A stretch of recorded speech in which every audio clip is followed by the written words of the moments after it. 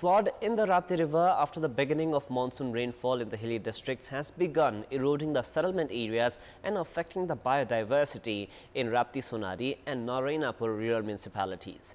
With the flood heading towards the human settlement, fear of massive losses is increasing, as the government has not built embankments in Khallajhgadiya, which is a high-risk area. The river has begun sweeping the roads and is moving towards the human settlement. The local residents and bodies had been demanding construction of embankment in Khallajhgadiya with the Ministry of Irrigation and the department as well.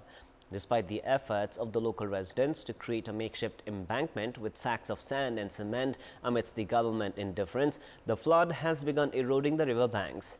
With the swollen river heading towards the human settlement, teams of officials from the Disaster Management Committee, Nepal Army, Nepal Police and Armed Police Force have reached the area for the fourth time. It has been learned that the budget was demanded with the government for construction of the embankment for the past 7 months, but not a single rupee had been released for the purpose. Several human settlements in Deupura, Piprahawa, Khallajhgadiya, Genduwa, Gangapur, Sonwarsha, Khudarwetwa and Kuduwa of Raptisonari and many others of Narainapur are now at risk along with the local biodiversity.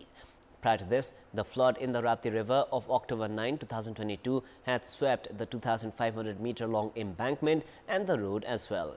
The remains of that embankment and road are now being swept by the current flood. The local residents are also concerned about the impact of climate change, erratic rainfalls and the impact on biodiversity and agriculture, and as well as the federal and provincial parliamentarians of remaining indifferent towards these serious issues.